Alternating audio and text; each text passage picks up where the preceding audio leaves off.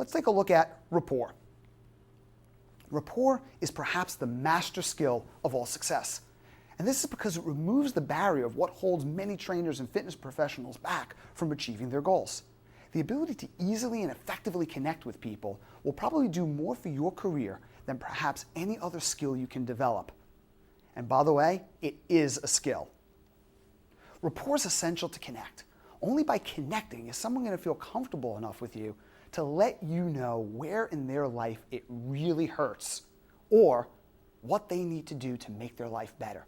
And only by making other people's lives better can you grow as a person and especially as a fitness professional. If you've ever had the experience of feeling that the door between effective communication between you and another person was locked, well then rapport is actually the key that unlocks that door. Rapport is defined by Joseph O'Connor and Ian McDermott as a relationship of positive responsiveness between ourselves and another person as well. There are numerous techniques that have been researched and utilized to enhance rapport, things including matching and mirroring, pacing and leading, personality typing, and many others. And by the way, they're all very helpful, and we're going to share a few of them with you in this program. But one possible obstacle that can arise with any technique is that it can preoccupy you. See, what happens is you start directing all of your attention to the prospective client's body language, their facial expressions, you try to read their tonality, all of which does help you to effectively communicate with them. However, these tools should be subservient to and not distract us from what's absolutely most important. The most important part of the rapport process is to create enough trust between you and a prospect, between you and a member, to allow them to open up and thereby facilitate honest communication. This way, the two of you can identify together how you can make their life better. Here's how it works. Rapport leads to trust. Trust leads to honest communication. Honest communication helps you to identify what people really want. Now, communication leads to better assessment of someone's goals, needs, abilities, and most importantly, what they want. And that means you're now able to create greater individualization of benefits.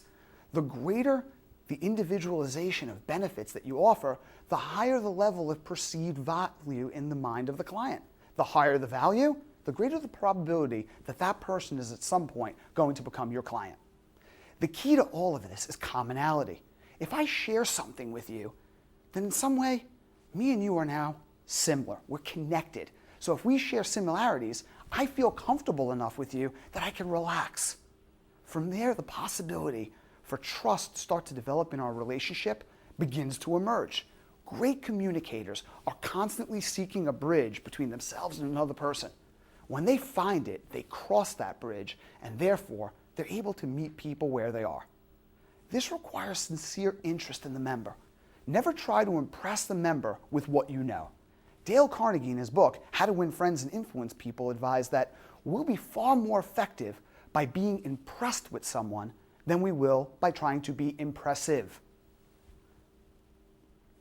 If you want to find an area of commonality, look for things like where a person went to school. Maybe the two of you grew up in the same city. Maybe you knew the same people. Maybe the two of you play the same sport, or maybe you read the same books. You get what I'm saying. But what do you do when there's no really apparent point of commonality? What if your member's an animal rights activist and you come from a long line of furriers? Well, sharing that with them might not build rapport. Luckily, there's more that helps us connect beyond our background and beyond our interests. We perceive the world through our five senses: what we see, what we hear, what we touch, what we smell, and what we taste. The three most dominant senses that we use most often in communication are auditory, what we hear, visual, what we see, and kinesthetic, what we feel. How we use these three senses determines how we communicate and therefore what we perceive. Now, each person communicates a little bit differently based on the order and primacy of the senses that they use. For example, if you pulled over to ask for directions because you were lost, would it be easier for the person to draw you a map and help you identify landmarks, or would you rather that they write out the directions in bullet points? If you're a visually dominant person, the map would obviously work best. But if you're an auditory dominant individual, the map might be frustrating where the bullet points might be far more effective. This way you can vocalize in your head, maybe out loud, each step in the route as if someone were beside you giving you verbal directions. Everyone uses all three senses in communication all the time.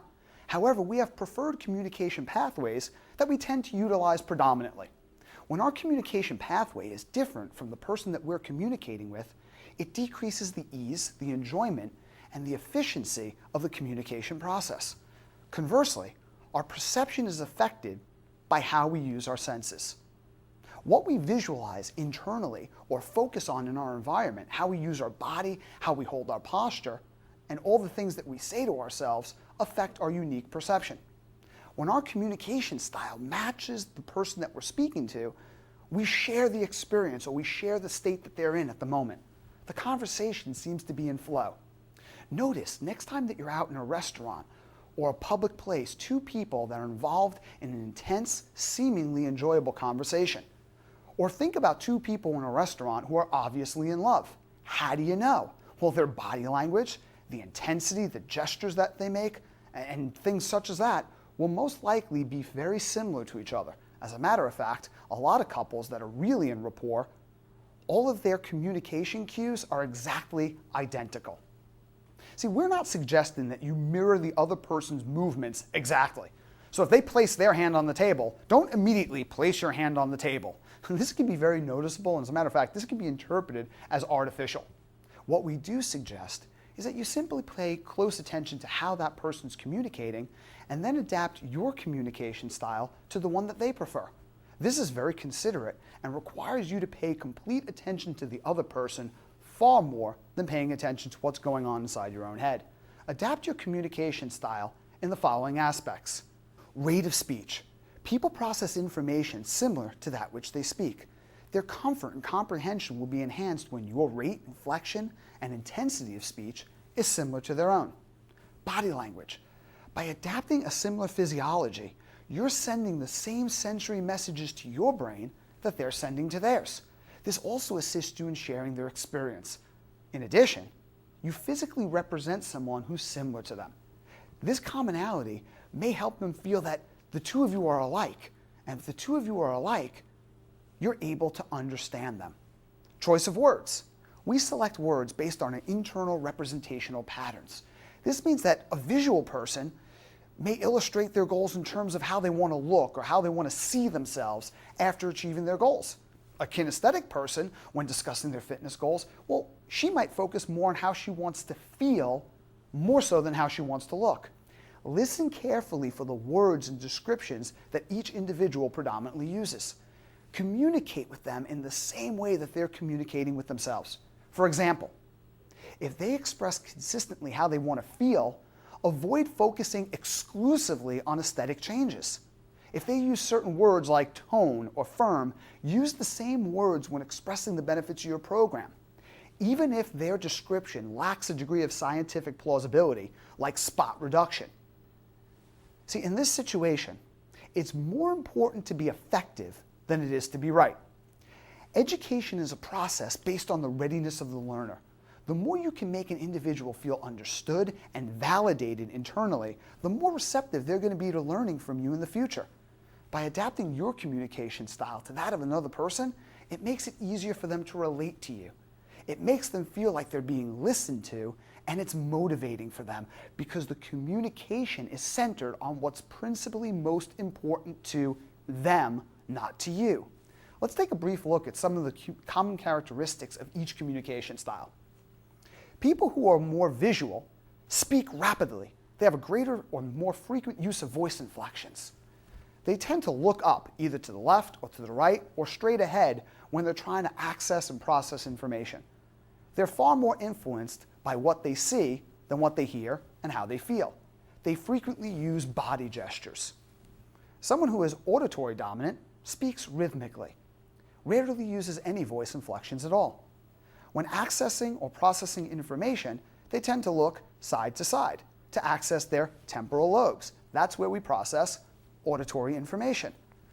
As a consequence, this individual is most influenced by what they hear, how things sound to them. Does that sound right to you? And they moderately use body gestures. Someone who's kinesthetic, they speak slowly, and they pause frequently, because it takes longer for this individual to internalize how they feel about the information that they're receiving from you, how they feel about what they want to say to you. This person tends to look down to the right, very frequently when they're processing information. They're influenced by feelings, and they move a little bit slower, and they have much more infrequent use of body language and body gestures. Visual. This person, again, let's cover this, speaks rapidly, frequent use of gestures and voice inflections, looks up, to the left, to the right, or straight ahead during the conversation. And they use visual words in their sentences, like, can you see what I'm saying? It's clear to me that, and so on and so forth. Auditory uses body gestures less frequently. When accessing information, remember, look side to side. They speak rhythmically and uses voice inflections rarely, and when they're communicating with you, they use auditory-based sentences. Like, does that sound right to you? You hear me? Kinesthetic people speak slowly. They pause frequently, and they tend to use filler words like as they internalize and process. They have very few body gestures, and they're not very physically animated types of people. They relate best to how they feel about what they're saying or what's being said. They tend to use sentences like, well, I feel that. Can you grasp what I'm saying? Okay. Again, it's important to pay attention and always adapt your communication style to that of your client, to that of your member, in order to facilitate effective communication, and in doing so, making them feel as comfortable as possible. So let's take a look at some tools that will help us improve rapport. Dr. David Kersey observed that throughout human history, philosophers, theologians, psychologists, and writers across the span of thousands of years in multiple cultures observed 4 specific temperaments in which most people seem to fit. His observations go back as far as 400 BC to the classifications that Hippocrates used to classify and describe temperament. Kersey classified them into guardians, artisans, rationals, and idealists. This is similar to Myers-Briggs. Now, each type has 4 subtypes, equaling 16 personality types in all. Some of the most influential researchers on the subject of personality type, people such as Carl Jung, Isabel Myers, Catherine Briggs, Kretschmer, and Spenger, all seem to agree that while there are many personality types, they can generally be classified into 4 basic personality types, or 4 basic temperaments. Many authors have done a great job in simplifying and teaching these types through various analogies. And Dr. Kersey, in his book, Please Understand Me, masterfully uses the analogy of the Wizard of Oz to explain the innate differences that make us unique and therefore inherently valuable to one another. He writes, once upon a time, in the land of Oz, 4 individuals set out on a strange and dangerous journey. Each of them were lacking something vital to his or her nature, and each wanted to find the great wizard and ask him for his help. The lion was lacking courage. Although a powerful, magnificent beast, he had grown cowardly and lost his self-respect, and he wanted the wizard to give him back his nerve. As long as I know myself to be a coward, I should be unhappy, he said. Dorothy was afraid that she'd lost her way home. Toto, she said to her little dog, I don't think we're in Kansas anymore. Though never really lost at all, Dorothy felt stranded and alone, and she wanted Oz to return her to her security of her aunt and uncle's farm. There's no place like home, she said. Tin Woodman believed that he had no heart. As tender and sensitive as he was, he felt stiffened with rust and unable to love. He wanted Oz to help him feel a warm, loving heart beating in his chest. No one can love who has no heart, he said. Scarecrow thought he had no brain. Although the most ingenious of the 4, he considered himself witless and worthless. He wanted Oz to make him smart. Brains are the only thing worth having in this world, he said. Arm in arm, these 4 very different characters set off to the Emerald City to seek the wizard's help. Courage, home, heart, and brain personify not only the characters of the Wizard of Oz, but the characteristics of all of us. We're going to break down our 4 primary personality types into director, amiable, analytical, and expressive. Before we explore these 4 types, it's important that we realize that everyone has traits of each type, yet each of us, just like sensory representational patterns, have certain predispositions or preferences that makes us lean towards one a bit more than the others. You're not trying to classify anyone. You're just trying to pay attention to the attributes and the characteristics that each person demonstrates in order to more effectively communicate from their perspective. When you're communicating with a member, pay attention to the subtle aspects of their personality and their temperaments, and simply adjust your communication style to match theirs. This is known as matching and mirroring, and it's one of the keys to developing rapport because it demonstrates similarity. Opposites may attract, but when you first meet a member, the more you differ from that person, the less connection the two of you are going to have. If you're different than them, they won't believe that you thoroughly understand them. And if you don't thoroughly understand them, you can't really help them get what they want. And that makes them apprehensive and uncomfortable in entrusting themselves completely to you. And if they can't do that, you really don't have a lot of value to them. The better you are at understanding and mirroring someone's communication style, the more successful you're probably going to be. So let's take a look at the director. The director is very, direct, which is how he got that reputation, and self-contained. This person is driven to win and to achieve. They're someone who is known for getting results. They fear being viewed as soft. Their attributes are, again, they're very driven. They're achievement-oriented, and they have a high self-expectancy, and pay attention to this, a high expectancy of other people.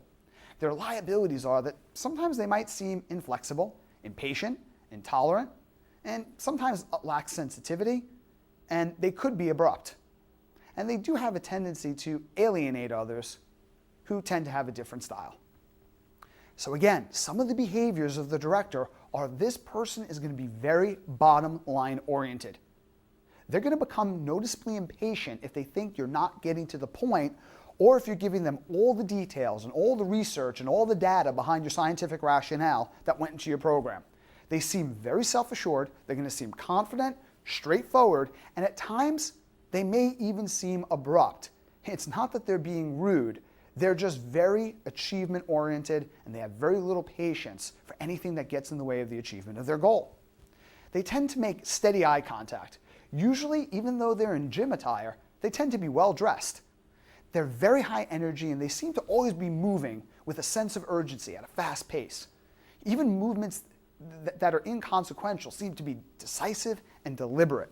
Now, their posture is usually upright, and when communicating, they're usually leaning in toward you. And again, task orientation is key with these people. So here's some do's and don'ts. When communicating with this type of person, be very straightforward.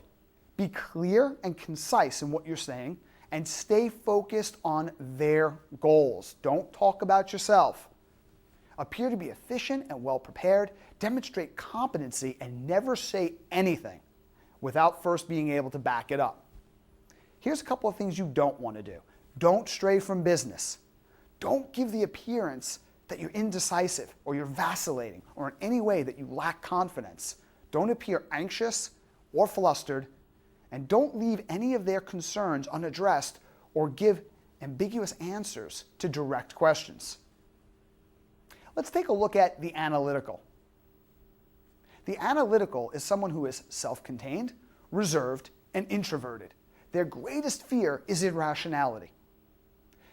Their attributes are, these people are great problem solvers. They're systematic, they're logical, they're analytical, they're organized, they have an affinity for structure, they follow through. Their liabilities are, they tend to be a perfectionist some of the time. They tend to spend their time getting ready to get ready. They're inflexible, and sometimes they lack spontaneity. These people are detail-oriented.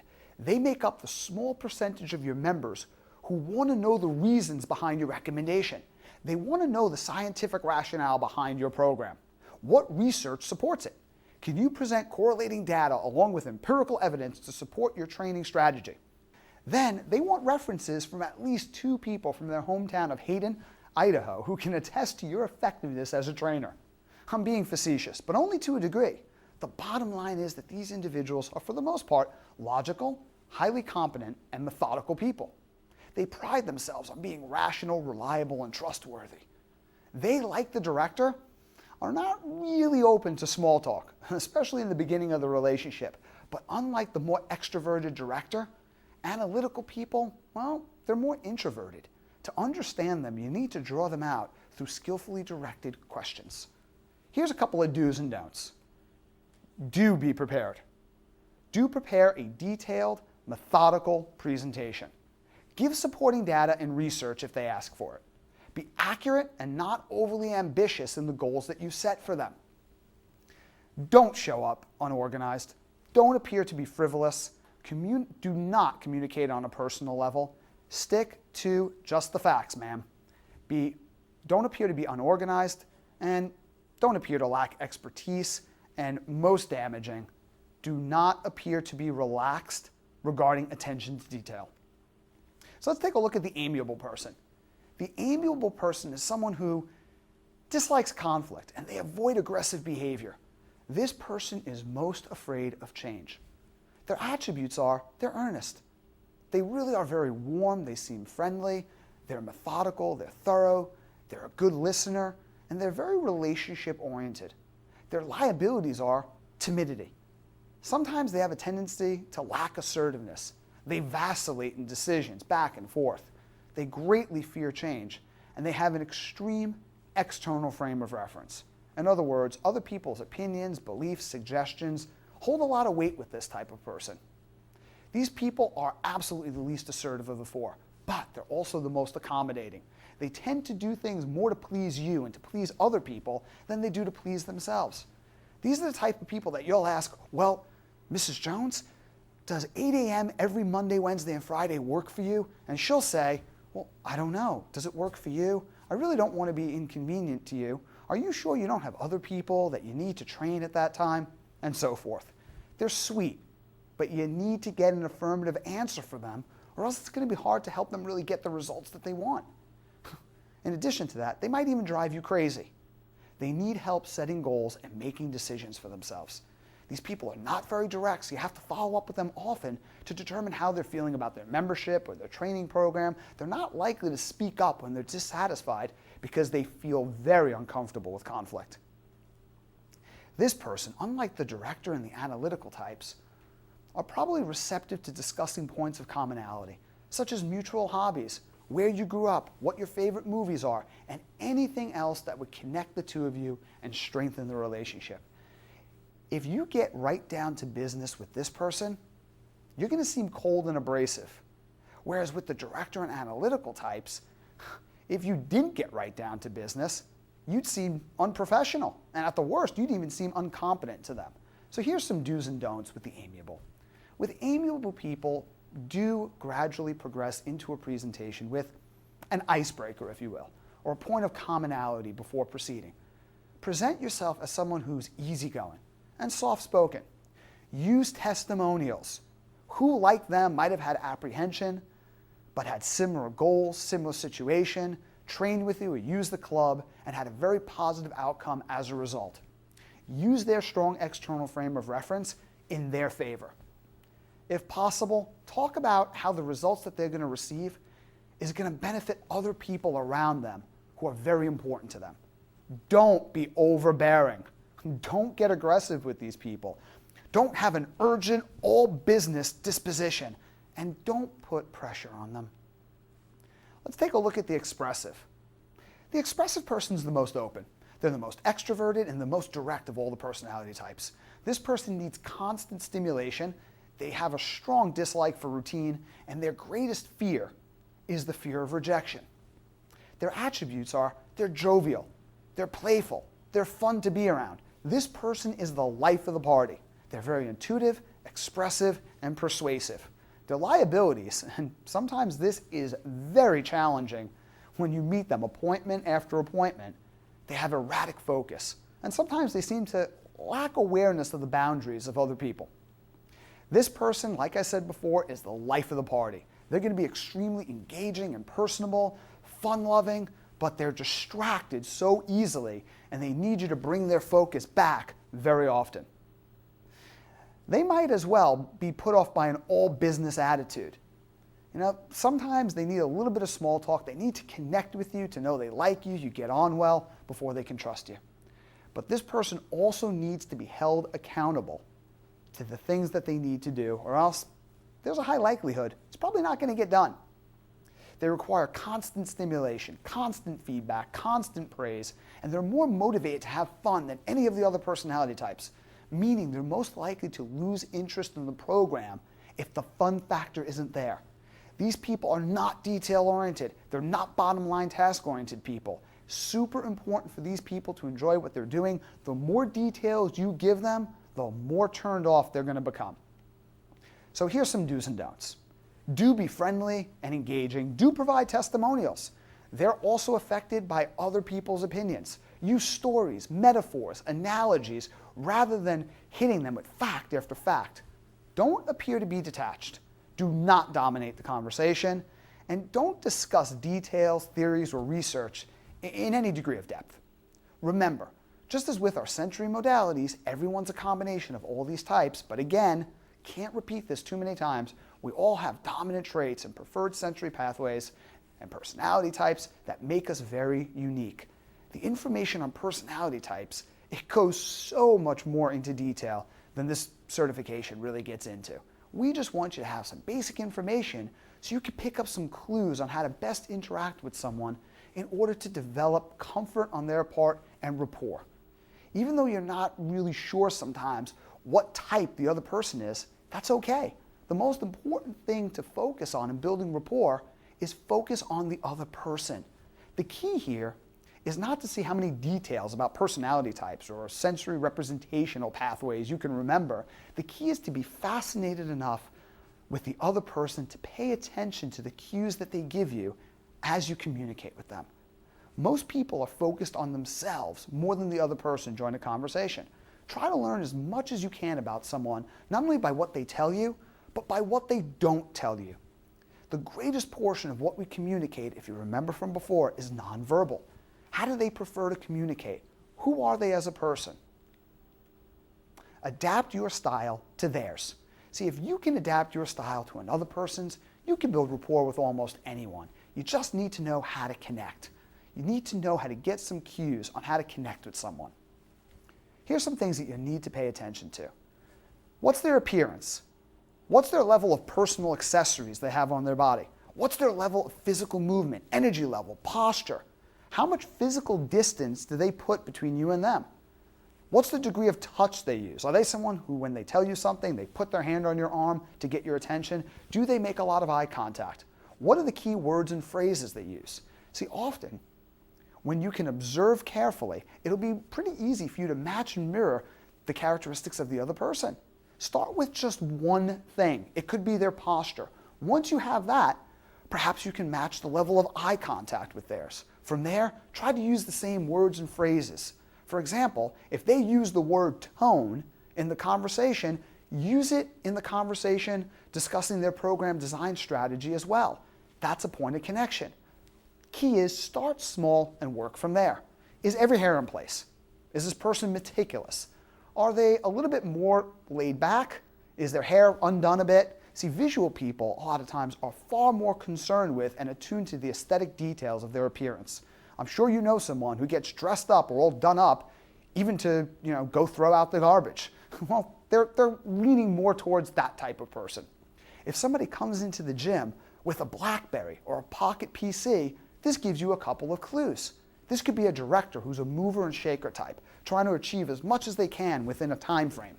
They're always on their phone. I'm sure you've had clients like this. They're always checking email and they're always trying to schedule and multitask appointments, or they could simply be an analytical type that has a strong affinity for personal organization tools. So this way they can be organized and structured at all times. Are they physically animated? Do they gesture frequently with their hands and body when they speak? If they do you gesture frequently? Do you raise your level of energy with this person to match theirs?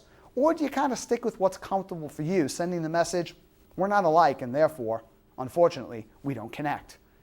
If they're more reserved, do you make them uncomfortable because you've been conditioned to be more high energy and you're more physically animated when you're speaking? See, the key is to mirror what they do, not to the point of mocking them, but enough so that the styles are somewhat the same. Is it a high energy person? Do they speak rapidly, slowly? It's really important to match your rate, your tempo, your voice inflections, and pitch to theirs. So if somebody says, well, I'm really excited to get going in my program, don't say, well, I'm glad you're really excited getting going in your program. The first thing we're going to do, pick it up a bit. In the same sense, if they're like, well, I'm really looking forward to the program, don't be like, wow, okay, let's go. You'll freak them out. People, again, process information at a rate that's similar to that which they speak. Visual people process images, so they speak faster. Kinesthetic people internalize feelings, which means they speak slower. Auditory people, they're somewhere in the middle. If you fail to match the rate of speech of the person you're talking to, they're going to have trouble staying in pace with you. It's going to be hard to understand you, and in the worst case, you're going to be an exhausting individual to have a conversation with. Posture. Are they upright, relaxed? Again, if they're upright, assume that posture, or they're going to assume that you're lax and you're not serious enough about the appointment. Whereas if a person is leaning back and they're more relaxed and you're up front and all serious, they're going to think you seriously need to loosen up if the two of you are going to be able to work together. Are they associated or disassociated? Meaning, when they speak to you, do they lean in? If they lean in, you lean in too. Try that next time you're talking to someone and they lean in and you lean in as well, you instantly feel more connected. But if they don't lean in towards you, don't lean in towards them. Imagine you leaning in and someone's leaning back and leaning back. Not a good place to be. How much space does this person put between you and them? Physical distance is key. See, personal space depends on cultural norms, the environment, how well you know someone, whether you're talking to the opposite sex, the same sex. All of these things are very important factors. But just like everything else we've discussed so far, the key here is to pay attention. If you're speaking to someone and they step back from you, don't step forward until you've backed them into a corner. That's obviously going to make them feel uncomfortable. If someone uses touch, for example, you're speaking to them and they reach out and touch your arm, that might be an indicator that they're kinesthetic in nature. Now, this clue might help you determine the rate of speech, the phrases to use, and even further, it might help you determine her learning style during her workout. So instead of just showing her what to do, you might actually have to have her perform the exercise or help cue her to move her body in space because she learns kinesthetically. But here's the rule. Never touch a member or a client except for kinesthetic cueing pertaining specifically to exercise instruction. And even then, explain how, explain where, and explain why you need to touch them, and make sure that they verbally tell you it's okay. Silence is not acceptance. If somebody makes consistent eye contact with you, make consistent eye contact with them. Conversely, someone who's not comfortable with a lot of eye contact is going to feel uncomfortable if you're staring at them like you're trying to burn a hole in the middle of their forehead. See, a lot of times we're told if you don't make consistent eye contact with someone, they'll perceive you as being shady or someone who's not trustworthy. That's not substantiated scientifically at all. The key is if somebody prefers a lot of eye contact, maintain eye contact.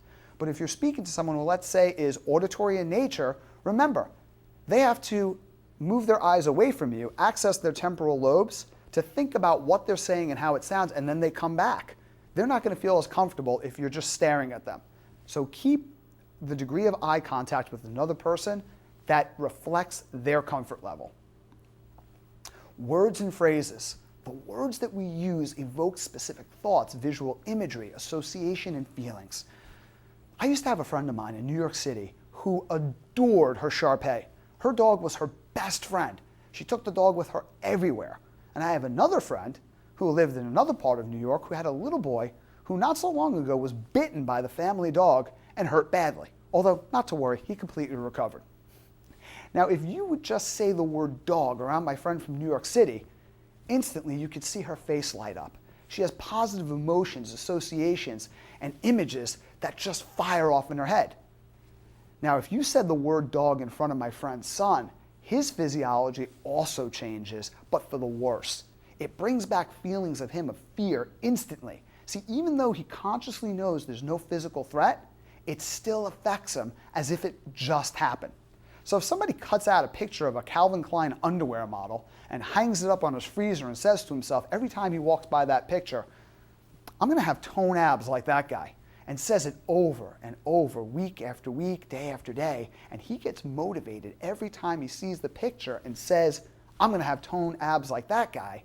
When he comes into the club and he says, well, I want to tone my abs, don't sit there and explain to him, well, you can't spot reduce, or worse, invalidate him by saying, so what you mean, Bill, is that you want to maintain lean muscle mass and simultaneously reduce body fat.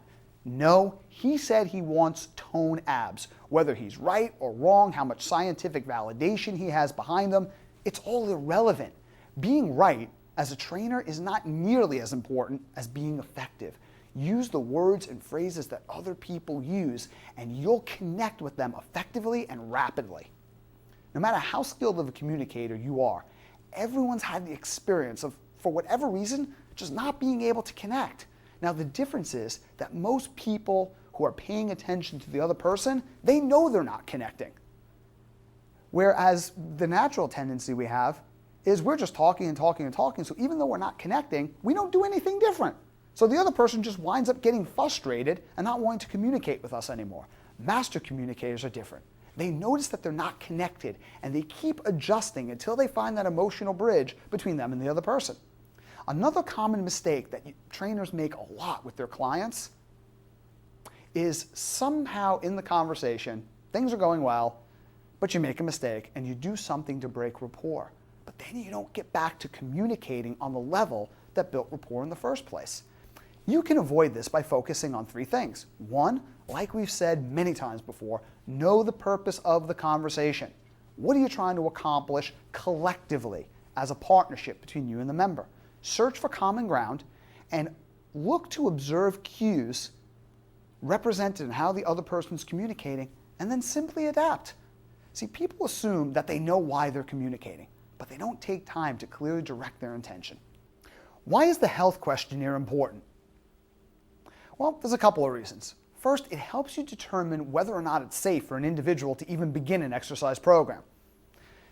It also helps you to identify what are the parameters in which exercise participation is appropriate for that individual, and it helps you gather information pertaining to the individual's goals, needs, wants, and abilities that allows you to individualize a workout that affords safety, effectiveness, and enjoyment. The questionnaire utilizes two primary ways of gathering useful information. First is objective information. These are the things that must be observed by the trainer or the practitioner. These are things like body fat, blood pressure, movement, and subjective things. These are things that the client or member must voluntarily reveal to you, such as their medical and exercise history, information about their lifestyle, their goals, as well as their exercise preferences. It's essential in enabling a trainer to utilize his or her experience to identify the client's needs and abilities, and therefore, the questionnaire helps to establish parameters and acute variables of the program that's designed to provide the client with a highly safe exercise regimen. A regimen that yields the greatest degree of change in the shortest amount of time and considers the client's biomotor abilities, lifestyle, commitment, and ultimately, what's the amount of change that's allowed given that person's genetic predisposition. And this is absolutely critical for a couple of obvious reasons. Medical contraindications that would compromise the safety and well-being of a client, as well as knowing what are the goals that they have in mind, which dictates the entire direction of the training process. But subjective information can be extraordinarily powerful and can be exploited in ways that just it's not by the majority of trainers. Many trainers are highly effective in establishing what a client wants. Do they want to lose body fat? Do they want to increase athleticism? Do they want to build muscle, lower cholesterol, etc.? Yet what someone wants to do is not an effective indicator of what they will do. I mean, how many times have you listened to someone whose ambitions are just inspiring, but the ensuing tenacity that follows is rather demoralizing? Many people get excited about their goals for a while, but in the end, they lack commitment. I define commitment as doing what you said you were going to do long after the emotional state you were in when you made that resolution has left you. We don't believe that people don't follow through because they're lazy. Rather, what we believe is that people don't follow through because they don't have a strong enough why. The philosopher Friedrich Nietzsche said that when man has a strong enough why, he can bear any how. If you find a why, you'll find a way. And knowing the right questions to ask to connect with the emotional reason behind their goal is the key to influence, and ultimately it's the key to success with your clients. People don't pursue their goals for the goal itself, but rather for the emotional consequences they believe they'll experience after they achieve it. Or other words, how it's going to make their life better or give them more pleasure and or less pain once it's achieved. For example, when I go to a hardware store, I don't want a power tool. All I really want is a tiny little hole in the wall about this big. The drill is just a necessary means to me getting to that end. It's the same with our clients. The achievement of their goals is the path that they believe, wish, and hope is going to lead them to the life-altering transformation that they desire the most. If you master the questionnaire, you master your ability to influence. Successful trainers are successful persuaders. The questionnaire is not only going to help you create the program and experience that's specific to your client's goals, needs, wants, and abilities, it's going to help you persuade your clients to do the things that are in alignment with who and what they want to become through fitness, and as well as to help them not do the things that aren't. The questionnaire is literally the foundation of your ability to effectively communicate with our members, as well as it establishes quality. The quality of every aspect of your business is directly related to the quality of your communication. So please refer to the section titled Questionnaire